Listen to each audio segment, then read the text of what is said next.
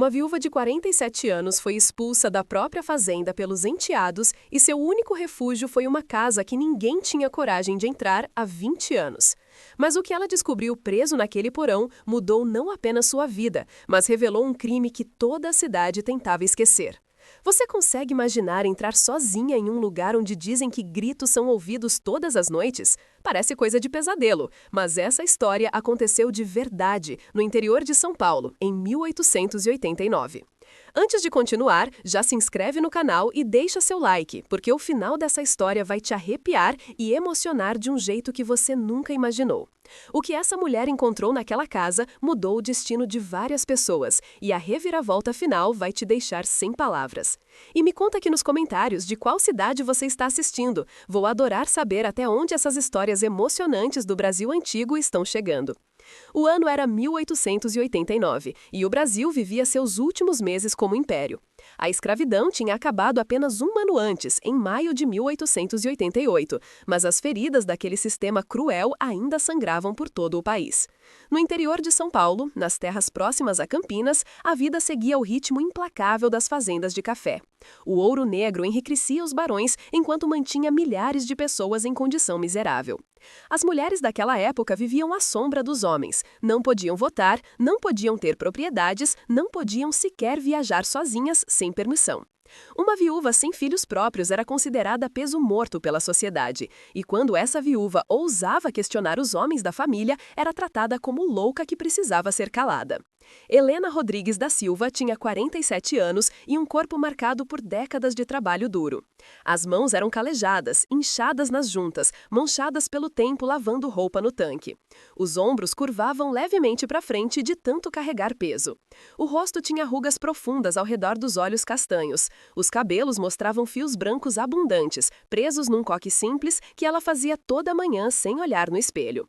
Helena tinha parado de se olhar no espelho há anos, não suportava ver nos próprios olhos o cansaço acumulado, a desilusão que morava ali.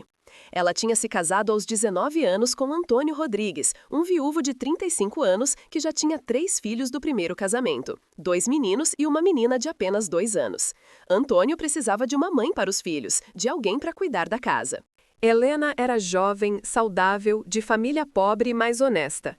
Era uma união prática, como eram a maioria dos casamentos naquela época. Helena criou aqueles 3 filhos como se fossem seus.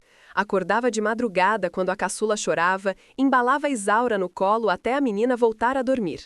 Quando os meninos adoeciam, passava noites em claro fazendo compressas frias, rezando para que a doença passasse. Costurava as roupas deles, cozinhava 3 refeições por dia, lavava sob sol ou chuva, cuidava da horta que alimentava a família. Durante 28 anos, Helena serviu aquela família com dedicação que beirava a abnegação total. Ela nunca conseguiu engravidar, algo que descobriu logo no primeiro ano. A sogra de Helena, Dona Carlota, sempre jogou na cara dela essa incapacidade. Dizia que era maldição, que Deus tinha negado a bênção da maternidade como castigo. Quando Dona Carlota morreu, Helena sentiu mais alívio do que tristeza. Antônio tinha sido um marido distante, mas não cruel pelos padrões da época. Trabalhava de sol a sol nas terras herdadas do pai. Mas, com o passar dos anos, começou a beber mais, passou a voltar tarde da venda. Algumas noites chegava cambaleando, cheirando a cachaça. Outras noites ficava agressivo com palavras que machucavam tanto quanto socos. Dizia que Helena era estéril, que tinha se casado com ela achando que teria mais filhos e se arrependia. Os filhos cresceram e Helena se apegou a eles, especialmente a Isaura. A menina era doce, carinhosa, chamava Helena de mãe sem hesitação. Ela tinha esperança de que esse respeito se manteria quando ficassem adultos, de que a dedicação seria reconhecida. Mas algo naquele mês de junho mudaria tudo para sempre. Tudo desmoronou numa noite quente. Antônio voltou da lavoura reclamando de dor no peito e dificuldade para respirar. Helena fez chá de ervas, preparou uma compressa quente. Durante a noite, a respiração ficou pesada, chiando. Pela manhã, quando tentou acordá-lo, o corpo estava frio. Antônio tinha morrido durante a noite, provavelmente de pneumonia fulminante. Tinha apenas 63 anos. O enterro foi simples: um caixão de madeira, velório de uma noite, missa na igreja, sepultamento no cemitério. Helena chorou, mas se fosse honesta, chorou mais pela incerteza do futuro do que pela perda em si, porque sabia, no fundo do coração, o que vinha pela frente. 3 dias depois do enterro, os 3 enteados se reuniram na sala. Foi uma reunião formal, fria, como se discutissem negócios. Carlos, o mais velho de 34 anos, era agora o novo dono legal da fazenda. Carlos, o mais velho de 34 anos, era agora um novo dono legal da fazenda. Era corpulento, com barriga que revelava que comia bem, olhos pequenos e calculistas. Roberto, de 31 anos, era mais magro, mais nervoso. E Isaura, de 28 anos, tinha se casado com Álvaro, um comerciante que tinha loja em Campinas. Carlos foi quem falou, usando o tom de quem já tomou uma decisão. A fazenda agora pertencia a eles 3 por herança. Helena não era mencionada no testamento, porque, segundo as leis, ela não tinha direito a nada. Não era mãe biológica, portanto, não tinha direito de herança. Eles permitiriam que ela ficasse morando ali, mas apenas como agregada.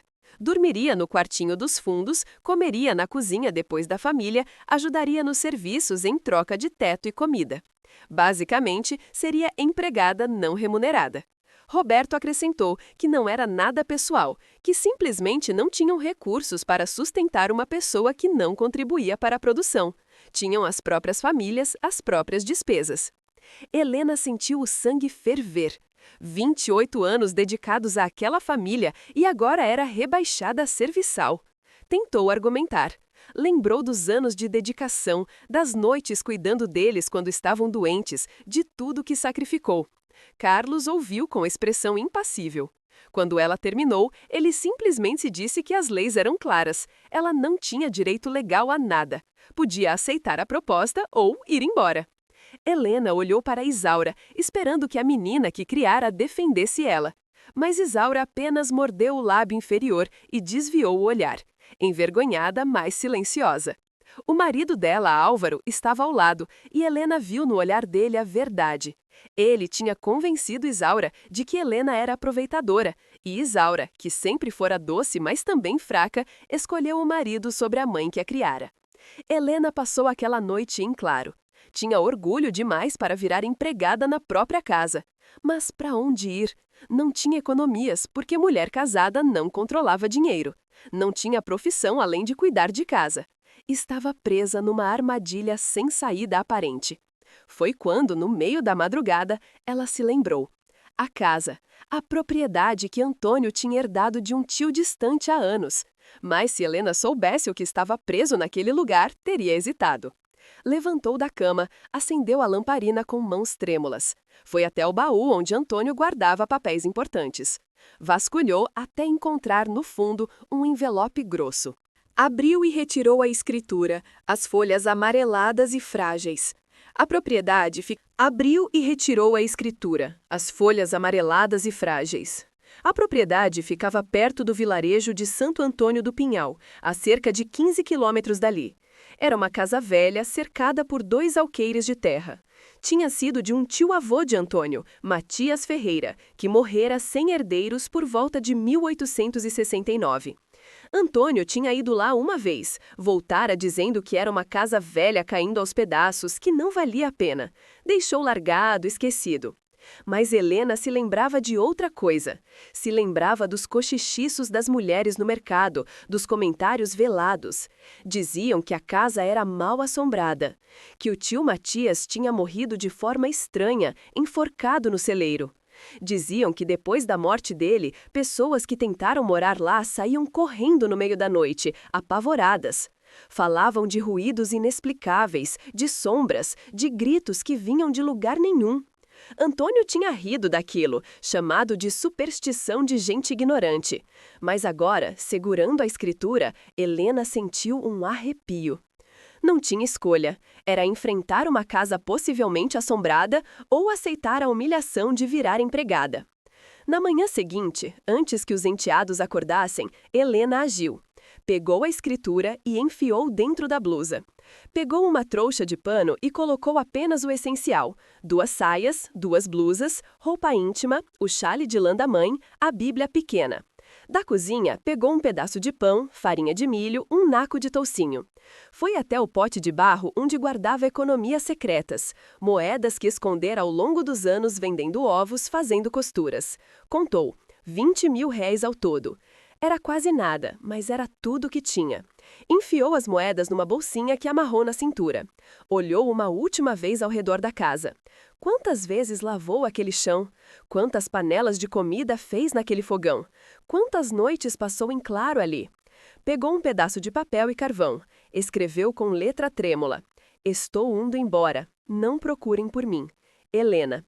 Deixou o bilhete na mesa da cozinha e saiu. O portão rangeu ao se fechar atrás dela. Helena não olhou para trás, manteve os olhos fixos à frente e começou a caminhar. A jornada até Santo Antônio do Pinhal levaria pelo menos 2 dias a pé. Suas pernas não eram mais jovens, mas não tinha dinheiro para carroça. Então, caminhava, um passo de cada vez, a trouxa ficando mais pesada a cada hora. O sol nasceu e começou a esquentar. O suor escorria pelo rosto, pelas costas. Parava para descansar à sombra, para beber água de riacho, para comer pedacinhos do pão duro. No final da tarde do primeiro dia, chegou a um vilarejo. Conhecia uma mulher ali, Dona Teresa, que tinha sido vizinha anos antes. Bateu na porta e Dona Teresa abriu, surpresa. Perguntou o que tinha acontecido e Helena contou uma versão resumida. Dona Teresa, mulher bondosa, não fez muitas perguntas. Ofereceu jantar e uma esteira para dormir. Helena dormiu profundamente, o corpo exausto, apagando a mente preocupada.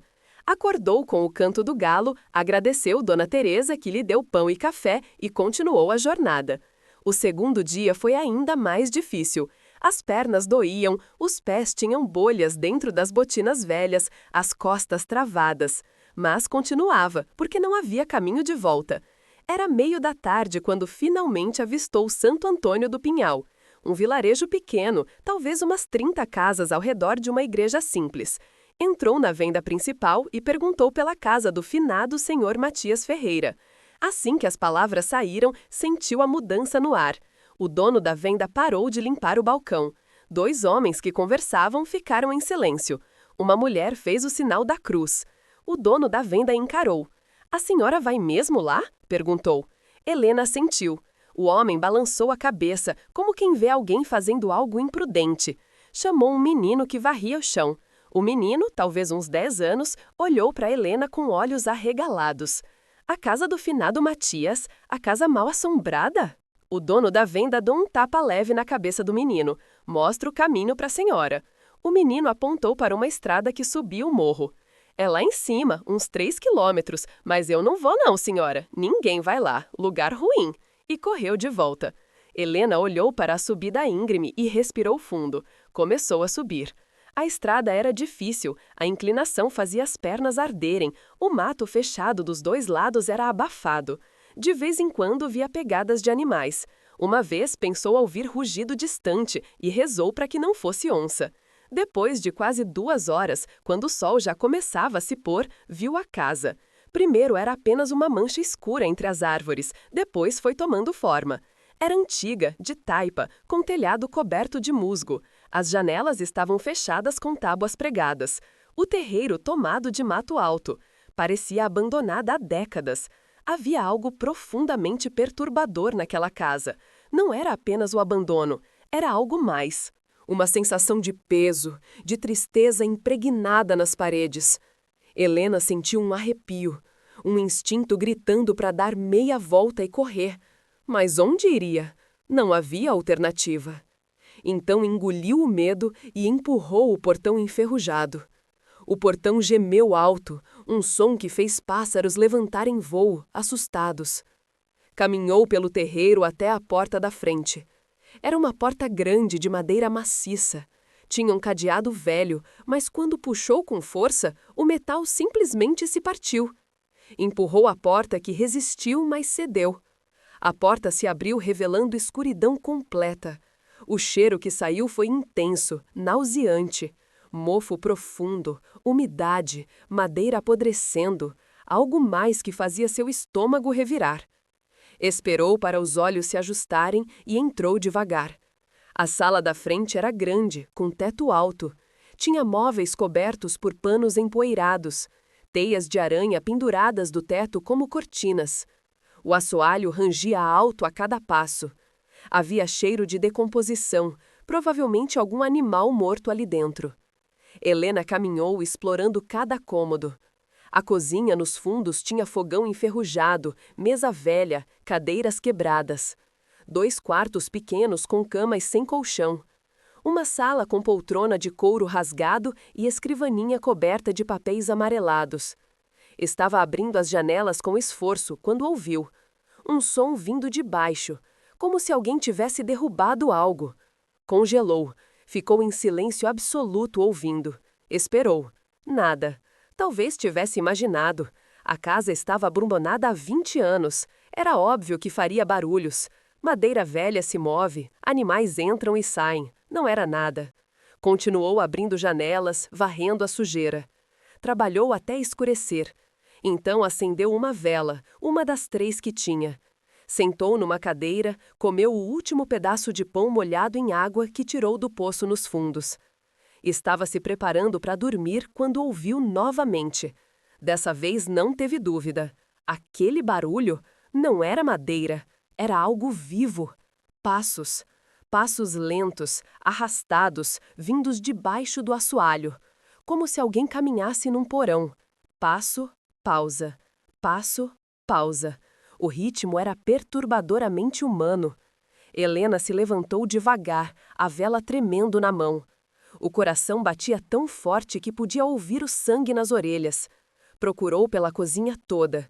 E então viu. No canto mais escuro, escondido na sombra, uma mesa velha coberta de trastes. E embaixo dela, um alçapão. Empurrou a mesa com esforço. Quando tirou ela do lugar, viu claramente. Era um alçapão. Uma tampa quadrada no chão, com argola de ferro. Os passos tinham parado. Agora havia só silêncio profundo. Helena se ajoelhou, segurando a vela com uma mão, estendendo a outra para a argola. Seus dedos tremiam. Respirou fundo, rezou pedindo proteção e puxou. A tampa era pesada, mas conseguiu levantá-la. Revelou uma escada que descia para a escuridão total. Um cheiro subiu de lá. Mofo, mas também algo orgânico. Urina, fezes, suor. Cheiro de corpo humano que não se lava há tempo demais. E então ouviu. Uma voz, fraca, rouca, mas humana. Uma voz de mulher, quebrada pelo desespero.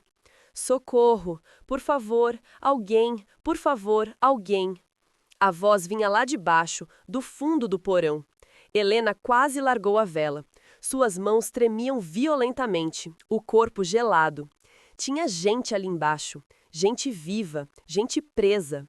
Seu primeiro instinto foi correr. Correr daquela casa, voltar para o vilarejo, aceitar qualquer coisa menos aquilo. Mas a voz continuou, cada vez mais desesperada. Por favor, não me deixe, estou presa aqui há tanto tempo. Por favor, não vá embora. Helena fechou os olhos com força. Respirou fundo. Porque no fundo, bem no fundo do coração, ela sabia uma coisa. Sabia o que era ser descartada, ser abandonada. Sabia o que era gritar por socorro e ninguém vir. E não conseguiria fazer com outra pessoa o que fizeram com ela.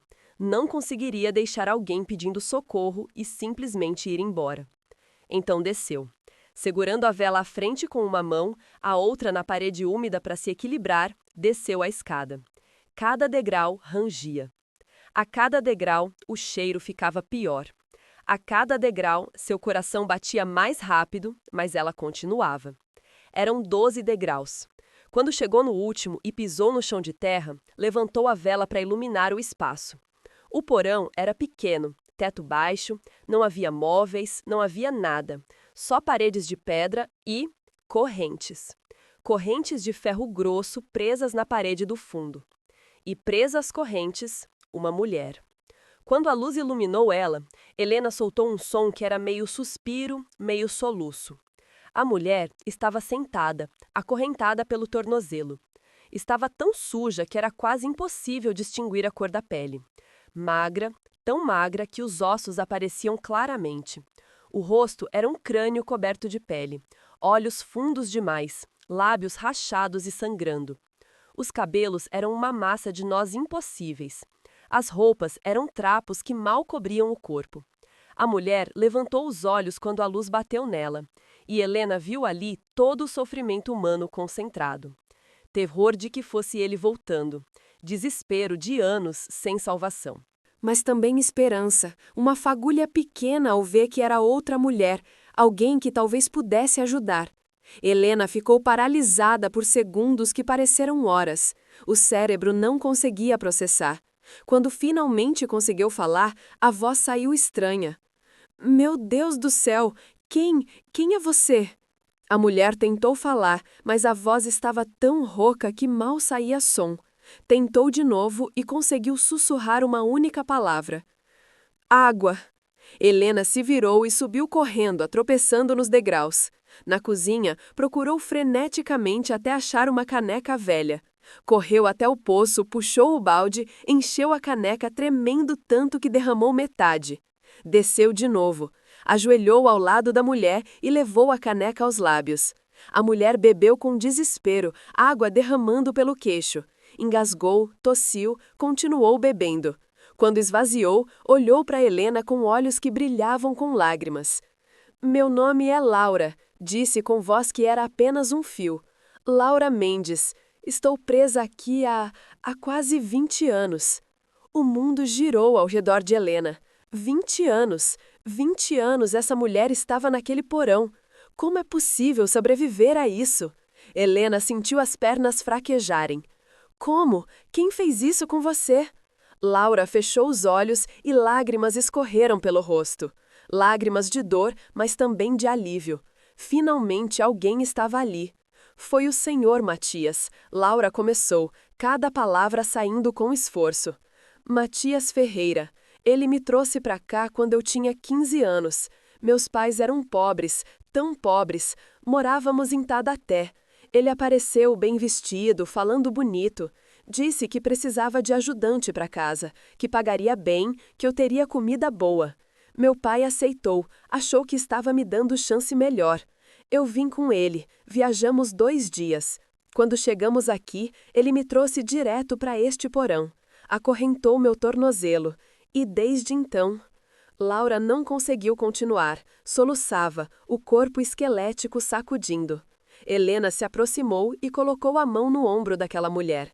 Laura segurou a mão com força, desesperada, como se temesse que Helena desapareceria. Depois de alguns minutos, Laura conseguiu continuar. Nos primeiros anos, ele descia todo dia, trazia comida, água, não muita, só o suficiente para me manter viva. E ele me violentava, repetidamente, sempre. Eu implorava para ele me soltar, gritava, chorava, tentava resistir, mas a corrente não me deixava ir a lugar nenhum. Helena estava chorando agora também. A maldade humana, a crueldade, sempre a chocava. Mas aquilo ultrapassava qualquer coisa que pudesse imaginar. Eu engravidei, Laura continuou, voz monótona, como se narrasse história de outra pessoa. 3 vezes. 3 vezes meu corpo gerou vida neste lugar de morte. E 3 vezes, quando os bebês nasceram, ele os tirou de mim. Subiu eles daqui. Eu ouvia eles chorarem, aquele choro de recém-nascido. E então, o silêncio. Ele matou meus filhos, todos os 3. Matou e eu nunca mais os vi. Helena cobriu a boca com a mão, tentando abafar o soluço. 3 bebês, 3 vidas inocentes. Oh, Laura, oh, minha filha, meu Deus! E depois, Laura continuou, há alguns anos, acho que foram uns 3, ele parou de descer. Ouvi barulho lá em cima por alguns dias, depois, silêncio total. Achei que tinha ido embora e me deixado para morrer. Gritei por dias, ninguém veio. Eventualmente percebi que ele morreu. Morreu e me deixou aqui. Como você sobreviveu? Helena perguntou. Como conseguiu água, comida? Laura apontou para um canto escuro. Ali, onde a parede encontra o chão, tem uma fresta. Quando chove forte, a água escorre e forma poças. Eu bebo essa água. Quanto à comida, Laura fechou os olhos com repugnância. Ratos vêm aqui, insetos. Consegui pegar alguns ao longo dos anos. Comi cru. Não tinha escolha. Era isso ou morrer. Helena não conseguiu segurar e vomitou ali mesmo. A ideia daquela mulher comendo ratos crus, bebendo água suja, vivendo em escuridão total por anos, era demais. Quando terminou, limpou a boca e olhou para Laura com determinação renovada. Eu vou te tirar daqui. Vou achar um jeito de quebrar essa corrente. Você vai sair. Te prometo. Laura olhou para Helena com expressão que misturava esperança e medo de acreditar. Você vai mesmo me ajudar? Não vai me deixar? Nunca, Helena respondeu, apertando a mão de Laura. Nunca vou te deixar. Você foi abandonada tempo demais. Isso acaba agora. Helena subiu novamente, a mente trabalhando. Precisava de ferramentas. Vasculhou a casa toda. Encontrou numa despensa um machado enferrujado, lâmina cega, mas pesada. Encontrou também uma picareta com cabo rachado, mas utilizável. Pegou as duas e desceu de novo. Vou tentar quebrar a argola na parede, explicou para Laura, examinando onde a corrente estava presa. Era argola de ferro espessa, mas o reboque ao redor estava velho, rachado. Talvez, com esforço, Helena começou a trabalhar. Usou a picareta para cavar ao redor da argola, tentando afrouxar o reboque. A cada golpe, pedaços de argamassa velha caíam. Trabalhou por horas, trocando entre picareta e machado quando os braços cansavam. O suor escorria pelo rosto, os braços ardiam de dor, mas ela continuava. Laura assistia em silêncio, olhos fixos em Helena, como se temesse que se piscasse a mulher desapareceria. De vez em quando sussurrava encorajamento. Você consegue, continue, por favor, continue. Quando finalmente a argola cedeu com um estalo metálico alto, já estava quase amanhecendo. Helena podia ver a primeira luz fraca do dia. Tinha trabalhado a noite toda. A argola se soltou da parede e caiu no chão, a corrente livre. Você está livre, Helena disse, chorando de exaustão e alívio. Conseguimos, você está livre. Laura olhou para a corrente caída, para o tornozelo ainda preso, mas agora podendo se mover. Tentou se levantar, mas as pernas cederam imediatamente. Caiu de volta, chorando. Helena a segurou, praticamente carregando. Devagar, vamos com calma. Você não vai conseguir andar ainda, mas vamos sair daqui. Juntas, com Helena suportando quase todo o peso, subiram a escada degrau por degrau. Quando chegaram lá em cima, na cozinha, onde agora a luz do amanhecer entrava, Laura viu a luz do sol pela primeira vez em 20 anos. Levantou o rosto, fechou os olhos e as lágrimas escorreram em riachos pelos vincos profundos. O sol, sussurrou. Tinha esquecido como era o sol. Se essa parte da história te emocionou, deixa seu like agora para que mais pessoas conheçam essa verdade. Porque o que vem a seguir vai mostrar que até dos lugares mais escuros pode nascer esperança. Helena ajudou Laura a sentar numa cadeira. À luz do dia, o estado dela ficava ainda mais chocante. O corpo era esqueleto vivo, cada osso visível. Estava coberta de cicatrizes, algumas velhas e brancas, outras mais recentes. Marcas de corrente no tornozelo, marcas de mordidas de ratos nas pernas. O cabelo tão embaraçado que Helena não conseguia ver a cor original. Os dentes quebrados, podres, os pés deformados. Helena trouxe mais água do poço. Depois, com cuidado, ajudou ela a ir até o quintal onde encontrara uma bacia velha. Encheu a bacia com água que aqueceu no fogão. Ajudou Laura a se despir dos trapos e a se lavar. Foi processo longo, doloroso. A água ao tocar feridas abertas fazia Laura gemer. Mas ela aguentou, porque depois de 20 anos na sujeira, a sensação de água limpa era milagre.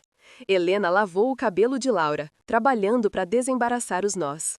Levou horas, tendo que cortar pedaços muito embaraçados. No final, o cabelo ficou curto na altura dos ombros. Mas estava limpo, e Helena descobriu que era castanho claro, quase louro. Vestiu Laura com uma das próprias blusas e saias, que ficaram enormes no corpo esquelético, mas eram limpas. Deu a ela mais água, mais comida, apenas pequenas porções porque o estômago não aguentaria nada pesado. Um pedaço pequeno de pão molhado em água, uma colher de farinha. Depois de Laura estar minimamente limpa e alimentada, sentaram à mesa da cozinha. E Laura contou o resto. Contou detalhes que Helena precisava saber, como Matias a violentava quase todo dia nos primeiros anos, como tentou se matar 2 vezes, como deu à luz 3 vezes sozinha naquele porão escuro, sem ninguém para ajudar, cortando o cordão com as unhas, como Matias subia as escadas com os bebês chorando e voltava com silêncio e mãos vazias. Como manteve a sanidade cantando músicas que a mãe ensinara, cantigas de ninar, hinos, canções folclóricas. Cantava para si mesma porque o som da própria voz impedia a loucura. Como rezava, recitando todas as orações que sabia. Como contava histórias para si mesma, criando mundos inteiros na imaginação.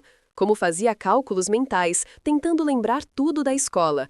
Como nos últimos anos, depois que Matias parou de aparecer, ela quase desistiu, quase se deixou morrer. Mas algo dentro dela, alguma fagulha teimosa, se recusava a apagar. Continuava bebendo a água suja quando chovia, continuava comendo os ratos, continuava rezando, cantando, contando histórias, esperando, sempre esperando que um dia alguém viesse. E alguém veio. Helena veio. E agora Laura estava livre e não sabia o que fazer com essa liberdade. Helena ouvia tudo chorando silenciosamente, segurando as mãos de Laura sobre a mesa. Quando Laura terminou, ficaram sentadas em silêncio por longo tempo, apenas segurando as mãos uma da outra. 2 mulheres que a vida tentou destruir, mas que se recusaram a ser completamente quebradas. Helena sabia que não podia manter aquilo em segredo. A verdade precisava vir à tona, mas seria difícil. Quem acreditaria em 2 mulheres? Precisava de ajuda, precisava de alguém com autoridade. No dia seguinte, depois de deixar Laura descansando com instruções para se trancar se alguém aparecesse, Helena desceu ao vilarejo. Foi direto para a igreja. Entrou e encontrou o padre, um homem de seus 60 anos, cabelos brancos, olhos bondosos. Estava organizando velas. Padre Augusto, Helena o chamou, voz urgente. O padre se virou, olhou para ela. Não a conhecia. Preciso falar com o senhor. É urgente. É sobre a casa do senhor Matias Ferreira. A expressão do padre mudou. A casa na serra? O que aconteceu? Tem uma mulher presa lá, presa há 20 anos, no porão, acorrentada. Eu a encontrei. Ela está viva. Ele a manteve prisioneira, a violentou, matou os bebês dela. Padre, o senhor precisa vir comigo. Preciso que veja. Senão, ninguém vai acreditar. Padre Augusto ficou pálido, segurou no banco para se equilibrar. Uma mulher presa por 20 anos? Balançou a cabeça. Senhor Matias, eu o conheci. Era homem estranho, mas nunca imaginei. Meu Deus, se o que a senhora está dizendo é verdade. É verdade. Venha comigo, veja com os próprios olhos. O padre pegou o chapéu, o cajado e seguiu Helena serra acima. A subida levou tempo. O padre era velho, tinha dificuldade, mas continuava. Quando chegaram à casa e Helena levou ele até a cozinha, mostrou o alçapão, o padre fez o sinal da cruz. Desceram juntos. Lá embaixo, mesmo sem Laura, as evidências eram chocantes. As correntes, a argola arrancada, as marcas no chão, onde alguém tinha vivido tempo demais. O cheiro, as fezes num canto, os ossos de ratos, a poça de água suja. O padre olhou tudo, a face ficando cada vez mais pálida, o horror crescendo nos olhos. Meu Deus misericordioso, como alguém pode fazer isso? Voltaram lá para cima e o padre conheceu Laura. Viu o estado dela, ouviu a história e chorou. Chorou lágrimas sinceras, de tristeza e raiva. Padre Augusto segurou as mãos de Laura e pediu perdão. Não perdão por algo que ele fizera, mas perdão em nome da humanidade que falhou com ela. Mas a parte mais sombria ainda estava por vir. Nos dias seguintes, o padre mobilizou pessoas. Trouxe o ferreiro, senhor Benedito, um homem corpulento de mãos enormes. O ferreiro olhou para a corrente ainda presa no tornozelo de Laura e ficou furioso. Furioso de jeito frio, controlado. Voltou com ferramentas e trabalhou com cuidado infinito para quebrar o cadeado sem machucar Laura mais. Quando finalmente a corrente caiu, deixando apenas marcas profundas ao redor do tornozelo, Laura olhou para a perna livre e chorou como criança.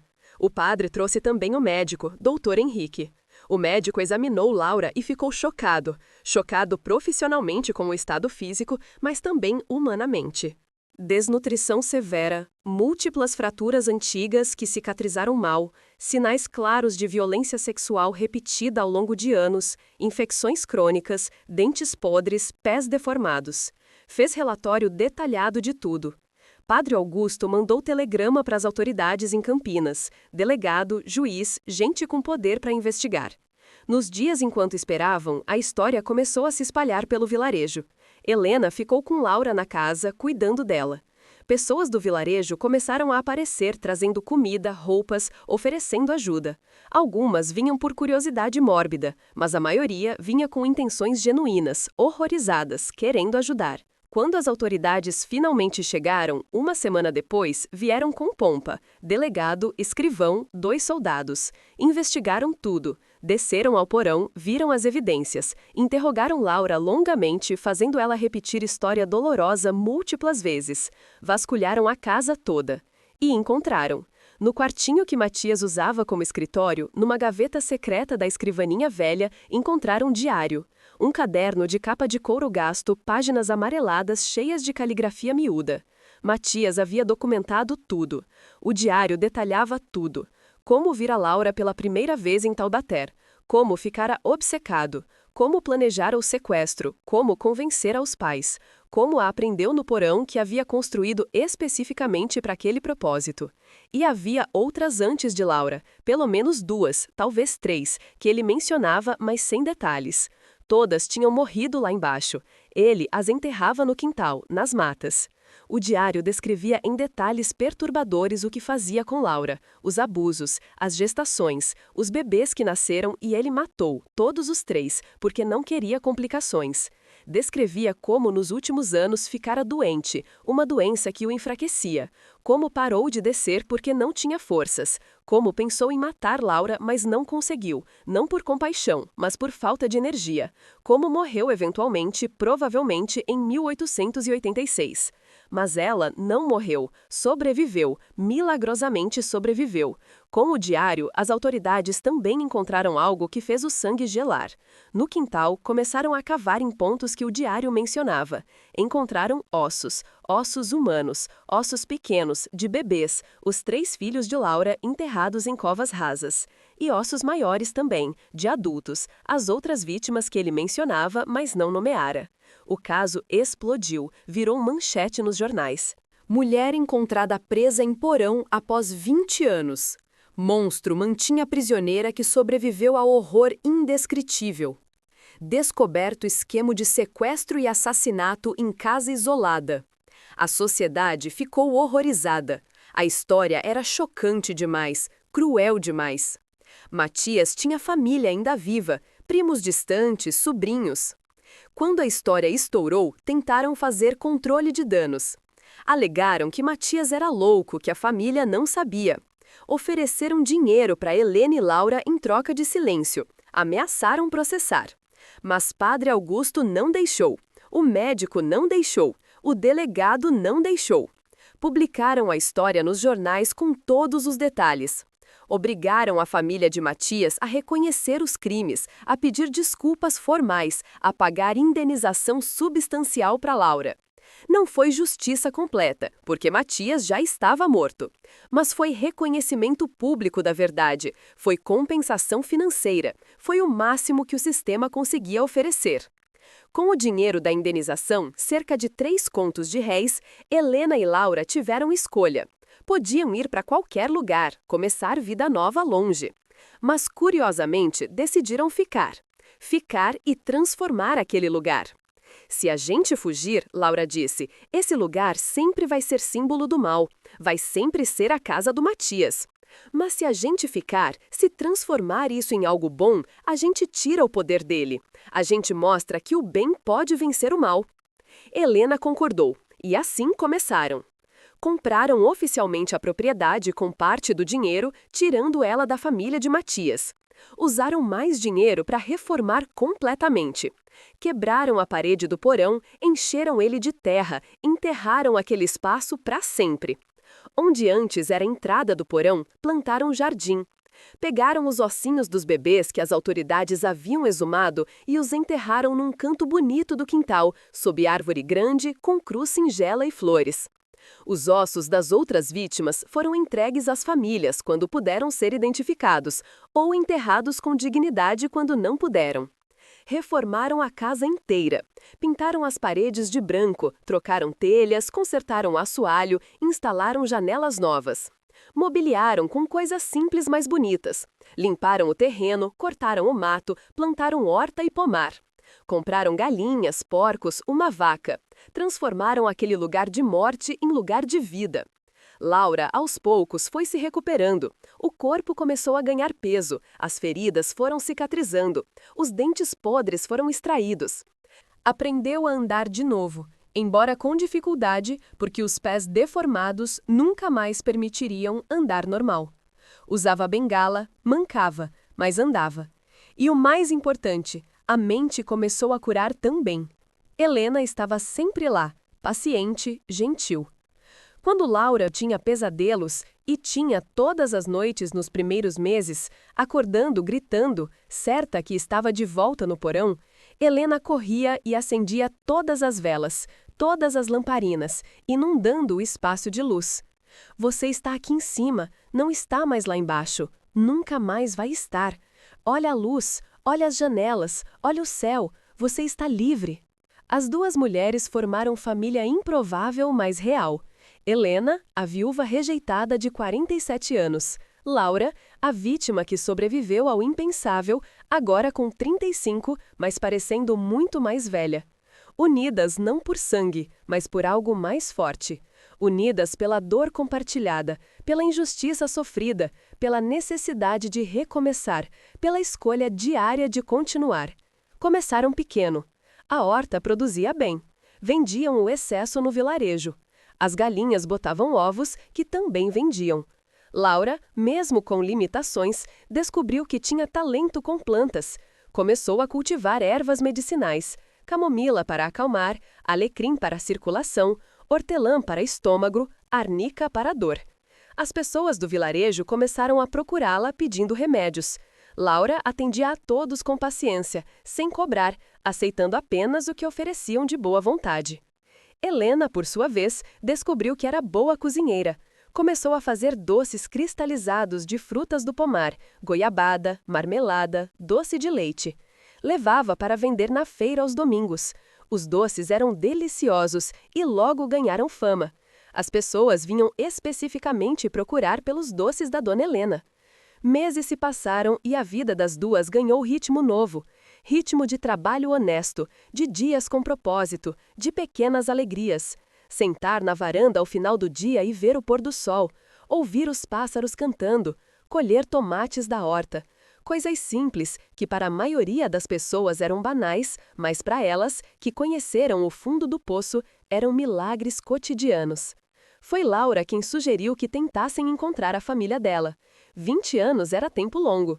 Os pais provavelmente estavam mortos, mas talvez houvesse alguém. Helena concordou e começou investigações. Escreveu cartas para a paróquia de Taubaté, para a prefeitura, perguntando sobre família Mendes. Levou meses, mas conseguiram informação. O pai de Laura, Sr. José Mendes, tinha morrido em 1875, apenas 6 anos após Laura desaparecer, provavelmente de desgosto e culpa.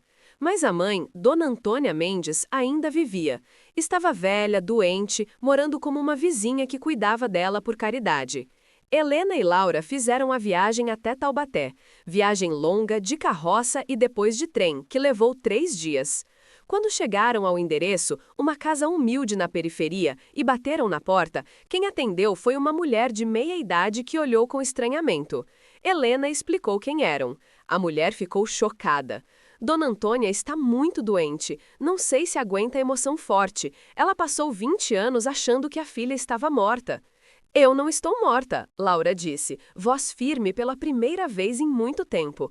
Estou aqui e preciso ver minha mãe. A mulher as levou para um quartinho pequeno nos fundos, onde Dona Antônia jazia numa cama estreita. A velha estava esquelética, a pele amarelada de doença, os olhos fundos, mas ainda vivos. Quando viu Laura parada na porta, ficou muito quieta. Olhou, como se não conseguisse processar. Mãe, Laura disse, voz quebrando. Sou eu, sou Laura, sua filha, voltei. Dona Antônia tentou falar, mas não saiu som. Apenas levantou uma mão trêmula, gesto convidando Laura. Laura atravessou o quarto e caiu de joelhos ao lado da cama, pegando a mão da mãe. As duas ficaram assim, olhando uma para a outra, lágrimas escorrendo. Pensei que tinha morrido. Dona Antônia finalmente conseguiu sussurrar. Pensei que seu pai e eu tínhamos entregado você para a morte. Carreguei essa culpa por 20 anos. Não foi culpa de vocês. Não sabiam. Ninguém podia saber. Onde estava? O que aconteceu? Laura contou versão resumida, omitindo os detalhes mais horríveis para poupar a mãe. Contou que foi mantida prisioneira, que sofreu muito, mas que agora estava livre, que tinha encontrado amiga que cuidava dela, que tinha lugar para viver, que estava reconstruindo a vida. Dona Antônia ouviu tudo chorando, segurando a mão da filha, como se temesse que se soltasse, Laura desapareceria de novo. Dona Antônia estava doente demais para viver sozinha. Helena e Laura, sem precisar discutir muito, chegaram à mesma conclusão. Trouxeram Dona Antônia para morar com elas. A viagem foi difícil porque a velha mal conseguia se manter acordada, mas conseguiram. Instalaram ela no melhor quarto da casa, aquele com mais luz. Cuidaram dela com dedicação. Dona Antônia viveu mais 6 meses. 6 meses nos quais recuperou um pouco da força. 6 meses nos quais pode ver a filha todo dia, confirmar que ela estava realmente ali, realmente viva. 6 meses de redenção, de alívio da culpa. Morreu dormindo numa tarde quente de março, Laura e Helena ao lado, segurando suas mãos. Morreu em paz, finalmente, depois de 20 anos de tormento. Enterraram Dona Antônia no quintal da casa, ao lado dos bebês de Laura, sob a mesma árvore grande. Plantaram mais flores, ergueram mais uma cruz. Agora eram 4 túmulos ali, 4 vidas que Matias destruiu ou ajudou a destruir. Mas também era um lembrete constante de por que Helena e Laura tinham que continuar, tinham que transformar aquele lugar em algo bom, tinham que vencer o mal com bem. E anos depois, algo inesperado bateu à porta. 1 ano após a libertação de Laura, quando os enteados de Helena ficaram sabendo através dos jornais que ela não apenas estava viva, mas prosperando, que tinha dinheiro da indenização, que tinha propriedade, voltaram atrás. Carlos e Roberto apareceram num domingo de manhã, trazendo presentes baratos, palavras melosas, proposta de reconciliação. Queriam que Helena voltasse, diziam, porque sentiam falta, porque reconheciam que tinham errado, porque família era importante. Helena os recebeu na varanda da casa renovada, fria como o gelo da serra. Ouviu tudo sem interromper. Quando terminaram, ela simplesmente apontou para dentro da casa, onde Laura estava preparando almoço, cantando baixinho uma música que a mãe encenara. Já tenho família. Essa mulher aqui, que sofreu mais do que vocês conseguem imaginar, é minha família de verdade. Família não é sangue, não é quem te deu a vida, é quem fica quando tudo desmorona. Vocês me jogaram fora, quando acharam que eu não valia nada. Essa mulher me acolheu, e eu a acolhi, quando ambas não tínhamos ninguém. Agora podem ir embora, e não voltem mais. Não quero nada de vocês. Carlos tentou argumentar, falar sobre laços de sangue, sobre perdão cristão. Helena o cortou. Perdão cristão vocês podem pedir a Deus. De mim, não vão receber nada. Agora saiam da minha propriedade. Os dois foram embora humilhados, raivosos, mas derrotados.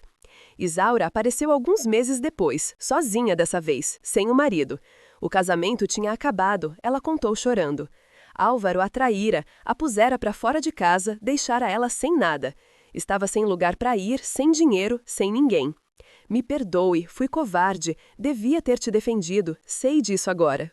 Mas estava com medo, estava sob pressão, estava errada. Por favor, me perdoe. Helena olhou para Isaura por longo tempo. Viu a menina que criara, que amara como filha, agora mulher quebrada pedindo ajuda. Sentiu a raiva antiga, a mágoa da traição, mas também sentiu compaixão, porque ela entendia agora o que era estar completamente sem opções, completamente desesperada. Olhou para Laura, que estava ao lado, e as duas trocaram olhar. Laura assentiu levemente. Entre. Você faz parte da minha história. Não vou te deixar na rua. Isaura se juntou às duas. Agora eram 3 mulheres vivendo naquela casa. Helena, Laura e Isaura. 3 gerações, 3 histórias de dor, de abandono, de sobrevivência. e juntas reconstruíram não apenas a casa, mas a si mesmas. Isaura, que sabia ler e escrever melhor que a maioria das mulheres porque Helena insistira em educá-la, começou a dar aulas para as crianças pobres da região. Montaram escolinha pequena numa sala da casa, e logo tinham 10, depois 20 crianças vindo toda semana para aprender. Os anos passaram. A casa na serra deixou de ser a casa do Matias, a casa mal assombrada. Passou a ser conhecida como a Casa das Três Irmãs, apelido carinhoso que o povo do vilarejo deu para Helena, Laura e Isaura, mesmo não sendo irmãs de sangue. O negócio de ervas de Laura cresceu tanto que ela precisou plantar mais terreno. Os doces de Helena eram vendidos agora não apenas no vilarejo, mas em Campinas, levados por comerciantes que conheciam a qualidade. A escolinha de Isaura tinha agora 30 alunos regulares.